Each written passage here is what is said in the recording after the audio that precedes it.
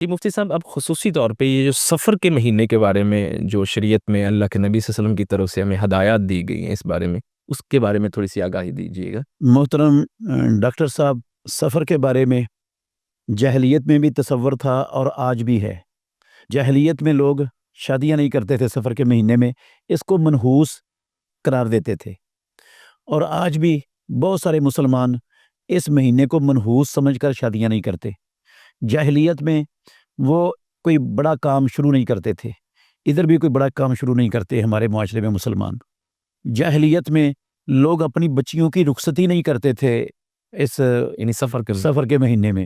آج بھی یہ تصور اسی طرح جاہلیت والا مسلمانوں کے خاندانوں میں، معاشروں میں، بستیوں میں، علاقوں میں، آبادیوں میں موجود ہے۔ تو اسلام نے ان کو کنڈیم کیا ہے۔ رسول مکرم صلی اللہ علیہ وسلم کا فرمان ہے، صحیح بخاری شریف کی حدیث ہے، آپ صلی اللہ علیہ وسلم نے فرمایا لا عدوى ولا طیرۃ ولا حامۃ ولا سفارہ۔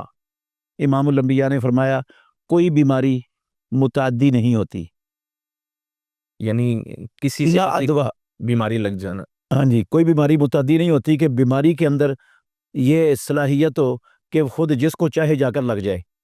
یہ بیماری کے اندر اللہ نے یہ صلاحیت نہیں رکھی کہ وہ خود کسی کو لگ جائے جا کر، اللہ کی مشیت، اللہ کی مرضی اور اللہ کے اختیار کے بغیر۔ ولا تجارت، اور رسول اللہ صلی اللہ علیہ وسلم نے فرمایا یہ نحوست بھی نہیں ہے اسلام میں، کسی چیز کو منحوس سمجھنا، یہ فلاں ستارہ چڑھ گیا ہے، فلاں موسم آ گیا ہے، فلاں دن آ گیا ہے، فلاں مہینہ آ گیا ہے۔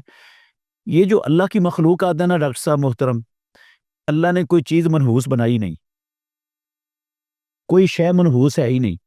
رسول مکرم صلی اللہ علیہ وسلم کا فرمان ہے ان کان شوم فی شیئن، اگر نحوست کسی چیز میں ہونی ہوتی نا، اللہ کی مخلوقات میں، رب کی چیزوں میں، تو گھوڑے میں ہوتی، بیوی میں ہوتی اور گھر میں ہوتی۔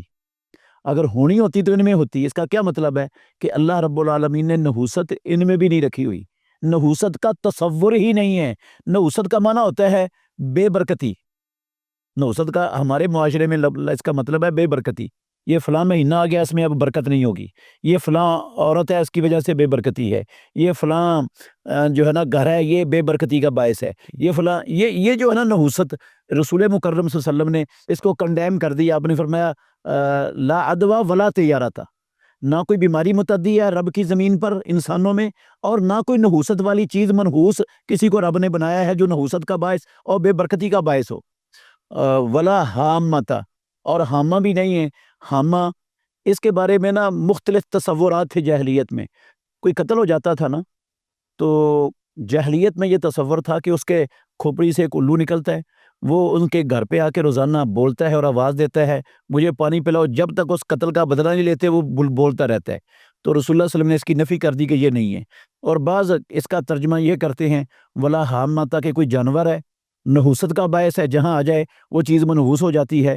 تو رسول مکرم صلی اللہ علیہ وسلم نے اس کی بھی نفی کر دی، چاہے وہ قاتل کے سر سے نکلنے کا تصور ہو، چاہے وہ کسی ویسے ہی جانور کا تصور ہو، یا کوئی بھی چیز حامہ جیسی کوئی چیز کائنات میں نہیں ہے۔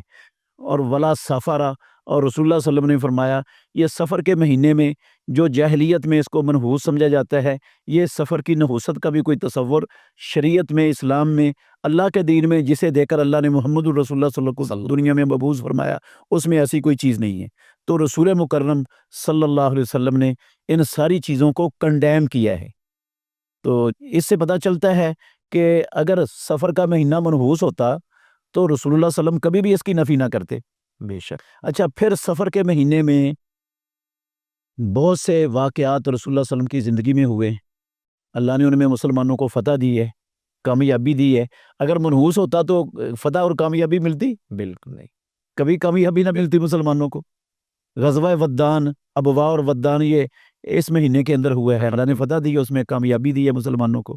جی مفتی پھر اس مہینے میں حضرت خالد بن ولید رضی اللہ عنہ، حضرت عمر بن عاص رضی اللہ عنہ، اور حضرت عثمان بن شیبہ رضی اللہ عنہ، جن کے پاس بیت اللہ کی چابیاں ہیں، جس خاندان کے پاس اللہ کے نبی نے دی ہیں اور کہا قیامت تک تمہارے پاس ہی رہیں گی، وہ اس سفر کے مہینے میں ان کو وہ مسلمان ہوئے ہیں۔